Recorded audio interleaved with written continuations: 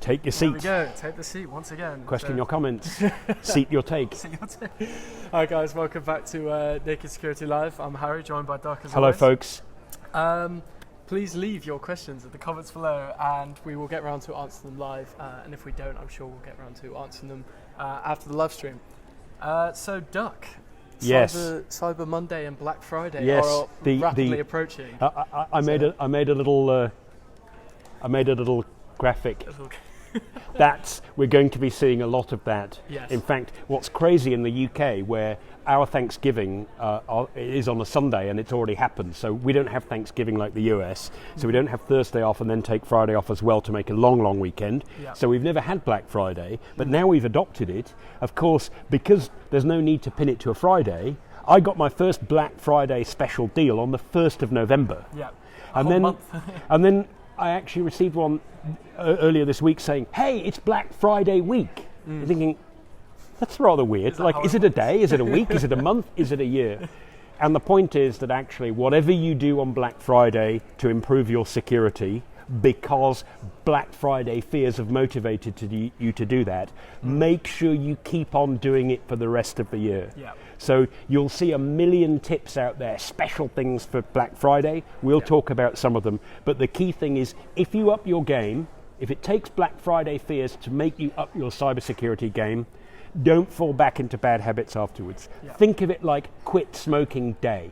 That's the day you decide to give up smoking for the rest of your life. It's not you take one day off and then you go back to 30 a day immediately afterwards. It's not like that. So think of it like that. Yeah. If it takes Black Friday to motivate you to be more serious about cybersecurity because you're worried about losing money or getting your password phished or digital stuff stolen from you, then that's great, because it means you should be in a position to take cybersecurity seriously forevermore. Exactly. It sounded a little bit like a sermon, but I really do mean Good that. advice. So we got hello from Andy as well. Hello, Andy. Hello, Andy. So yeah, first of all, then we'll kind of just start off. What is Black Friday and Cyber Monday, and why is there such a buzz? Why is there such a rush to rush in on things? That's actually a good question, because a lot of people who aren't from the US wonder what it is. What does Black Friday mean? Is this black and white, as in a situation being cast into black and white? Is it like a racial thing? What's it all about? It's not black and white. My understanding is that the term originates from black and red, where being in the red means you haven't made all the money you need for the year.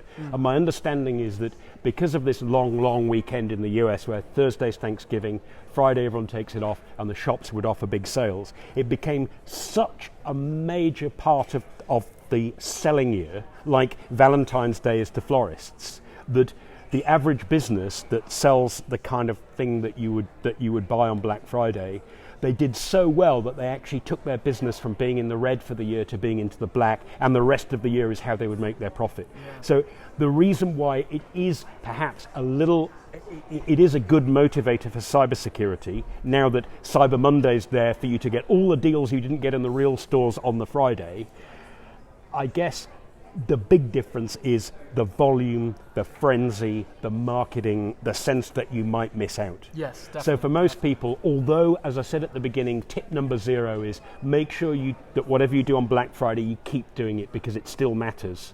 There are some additional risks that happen on Black Friday because of the volume, because of the frenzy, because you think you're getting deals, because you don't want to miss out. Yeah, definitely. And the other thing, of course, with Black Friday and Cyber Monday type occasions, where there is a little bit of pressure that maybe the deals will go away on, that Cyber Monday will be followed by Terrible Tuesday, where there aren't such good deals, right? That you could argue that it is more likely that you would be prepared to take risks, maybe visit a site you've never bought from before, put your credit card number into a site that looks legit but isn't one that you really know anything about.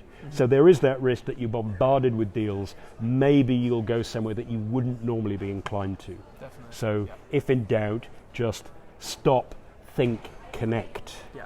To use the old school advice that says sometimes if you take 30 seconds to think about whether you want to click something, that's not a big slice of your life, but it could protect you from doing something that you later regret. Yeah. And I think that kind of moves on quite well to like the second question I have here. That, you know, what are the most common kind of mistakes? What's the most common thing that people kind of forget at this time when they are online shopping? You know? Well, obviously, the one vehicle that we know really works well for cyber crooks of all sorts, whether they're trying to sell you things or whether they want to break into your network later and implant ransomware and then try and squeeze money out of you. I nearly used a rude word there. What we know is that phishing still works really well. Yes. That's where they persuade you to go to a site and suddenly it's not the real site, but you're kind of convinced enough that you end up putting a password into site X that actually belongs with site Y. Then you get some kind of bogus error, and now the crooks are in possession of something that might let them log in as you to site Y. So if you're more inclined to visit sites you hadn't been to, or to go to sites that you haven't heard of before, and you're more inclined to want to log in and your defenses are down, phishing is something that you need to be really careful of. Don't rely on links in email that end up taking you to sites where suddenly you have to log in. You should know where that login page is, find your own way there, whether it's via a bookmark, whether it's by carefully typing the URL correctly. And when it comes to typing URLs, I guess another risk that we wrote an article about this on Naked Security this week. If you search for typo squatting, that word, you'll find out all about it. Some recent research done by an online security company, they reckon that they took a load of 20 top online retailing brands, and then they looked at all the domains that have been registered for web certificates that had names that were like those, and their guess was that there may be as many as there may be 4 times as many sites that have URLs that are similar to the real deal than there are real deals. Wow.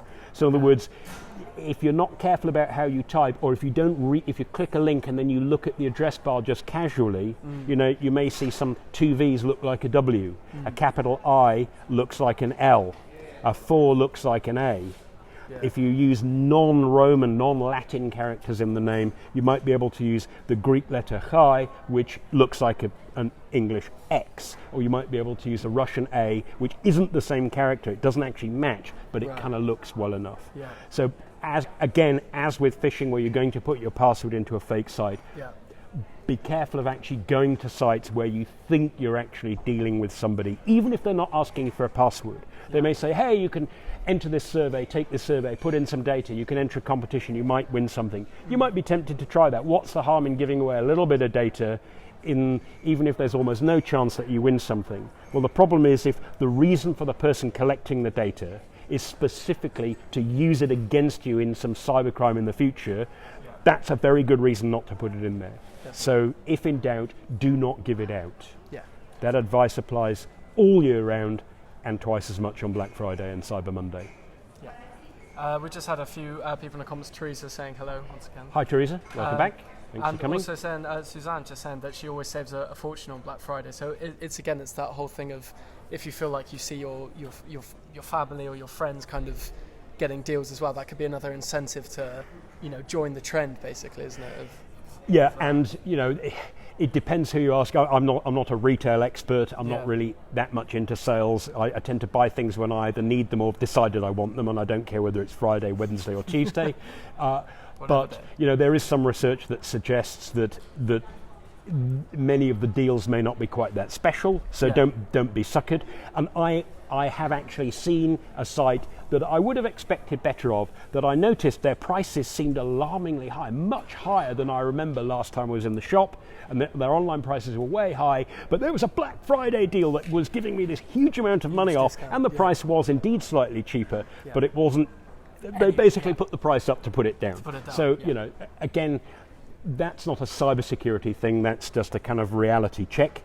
But it is true that I have met people who've bought things where you can't believe the price they paid. You know, where they may be buying a big screen TV that's supposed to cost $1,000 and they actually scored it for $250. And when you go and look a month later, the price is back up, say, to $800, and you think, wow, they did well. So there is a lot of pressure to, better close this now, better buy this now. So I'm not saying don't rush into those deals. Yeah. Well, I am saying don't rush in. I'm saying you don't have to avoid them I altogether. was going to say, it's not avoiding them, it's not rushing. A little patience could save you a lot of money, basically. Exactly. So I think we've talked about a lot of the points there. So with a bit more of a summary then, what are your main points of advice to anyone out there? I'm going to reach for my notes, so I'll make sure we go through them. We've mentioned most of these, but here are the. I've got 4 tips, but it's going to be 5 because I'll start with tip 0, which is what I said right at the beginning, which is basically whatever you decide to do to improve your cybersecurity on Black Friday or on Cyber Monday, keep on doing it on Tuesday, Wednesday, Thursday, Friday. That's really important because if you think about it, we're coming into the festive season, we've got Christmas coming up, and then at least in the UK and many Anglophone countries have got the New Year sales, and then you'll have the spring sales. These are all things that crooks can hang their hat on. In the US, it's the end of the tax year at the end of December, so then the tax scams come there. In South Africa, the tax year ends at the end of February. In the UK, it's at the end of March. In Australia, it's at the end of June. There is always something for the cyber crooks to go for. So tip 0 is, if it takes Black Friday to make you lift your cybersecurity game, keep it lifted forevermore. Quitting smoking, keep on quitting. Keep quitting. Okay, so over and above that, the things you can do, the obvious one, you've said it many times, I think, on Facebook Live videos, is if it sounds too good to be true, it is too good to be true. 100%. Forget this thing about it's probably too good to be true. Just assume that if you're finding it hard to believe, don't believe it. You can save yourself a fortune that way. The second thing I would recommend is get and use a password manager if you're not using one already. That's one of those tools which has a master password. Yes, you have to pick a good one, and you have to be cautious with that. But the big deal with a password manager in a situation like Black Friday, when you might be clicking links that take you to fake sites, is that as well as picking a different password for every site, which makes it harder for the crooks, as well as picking a complicated random long password for every site, because a computer can remember a number this long as easily as you can remember your cat's name. The hidden coolness of a password manager is that if you go to a fake site, say a fake, Amazon with a 4 in it, or with a weird alternative version of the letter Z, the password manager won't put your password in because it's never heard of that site before. So it's a great way of protecting yourself from phishing, as well as making sure that you don't take risks with passwords. And as a side tip to that, if you have a service that lets you have 2FA, two-factor authentication, where you get the code that's texted to your phone, or you have an app on your phone that generates a second code, which is different every time, use that as well, because that way if the crooks do get your password, they also need the code, and the code changes every time. The third thing I particularly would recommend this for something like Black Friday, when you think I am actually prepared to take risks, not cybersecurity risks necessarily like clicking on weird links, but I'm prepared to take a risk buying something from someone that I don't know much about. Like, what if they're a rogue? What if they're brand new and they can't keep up with demands? What if I lose my money? I would recommend that you should consider getting a prepaid credit card to use with those sites. Prepaid credit cards, they have a fine amount of money on them. When the money's gone, that's that. So you're greatly limiting your exposure. If the crooks do get hold of that number, you have basically limited the damage that they can do to you. And when that card's gone, you don't have to think about it again. And the last tip, I think I've used this aphorism before. As any carpenter or joiner will tell you, measure twice, cut once. It's possible that you could get hit by a scam, Black Friday, Cyber Monday, or any day of the year. You could get hit by a phishing email or a scam email that is so well crafted by the crooks that anybody would fall for it. I've seen some really good ones in my time where I thought, wow, I came so close to clicking that, and on a cloudy Monday when I was a bit tired, I could easily have done it. Right? The crooks have got every detail right. So it is possible that even if you're brilliant and you're super careful, you could get tricked. But in very many cases, scam sites, phishing sites, bogus sites, there is often at least one giveaway. So not all crooks mess up their HTTPS certificate, not all crooks use a dodgy looking domain name, not all crooks make spelling mistakes, not all crooks make a mistake with where they put the currency sign, because some countries put the currency sign after the number, some put it before. Sometimes the crooks get it wrong, so they put £50 sign, which is not how we'd write it. So the crooks don't have to do that, but if they do, make sure you don't miss the tips that are there, obviously. And that's what I mean by measure twice, cut once. Have a little bit of patience, take your time, have a look, and if you see something fishy, basically you're probably saving yourself from loads of trouble. It doesn't take a lot of effort. Most people can do it, you just have to have the will to do so. And I feel like if you have like a slight doubt about something, then it's probably, the doubt's there for like a reason. It's not going to be like, oh, it's probably just me overreacting. Like if you think that something's going to be absolutely, wrong, completely agree. You made that point last week when we were on the Naked Security live video where we were talking about cryptocurrency investments and cryptocurrency scams, and we talked about the idea that if you think, wow, this sounds fantastic, because if I did this in more legitimate ways, there'd be all these weird regulations in place. Those regulations were only put there because people have been ripped off before. Yeah. So and also if you're going to ask somebody for advice, then try and advise, do you think this is a great site? Don't ask somebody who's already made their own mind up. Yeah. Ask somebody who has no interest in that site. So if you want to buy a bicycle from an online site, ask somebody who has no interest in bicycles at all. They won't have already formed an opinion about the site. They're much more likely to be objective, because if you ask someone who's already shopped somewhere, they're not going to tell you, oh no, I think I lost a foot. They might tell you that a month later. Yeah, or to save the deals for themselves. You never But know, so. Somebody who's already been sucked in, or already decided, no, that's definitely bad, without looking. Find somebody that is IT savvy, that you trust and know, ask them personally, and make sure that you're asking them about something in which they themselves have very little personal interest. It's much more likely that you'll get a technically savvy, objective answer. Exactly. That was about 7 tips, but the fourth one had A, B, C, and D. So there you go. Good extension part of it. So. Right, well, thank you very much for tuning in. And if we haven't answered your questions, I'm sure we'll get around to answering them after the live stream. So thank you very much, guys. Until next time, stay secure. And not just until next time, until the time after and the time after that. Cybersecurity is for life, not just for Christmas. Thanks, guys. Bye.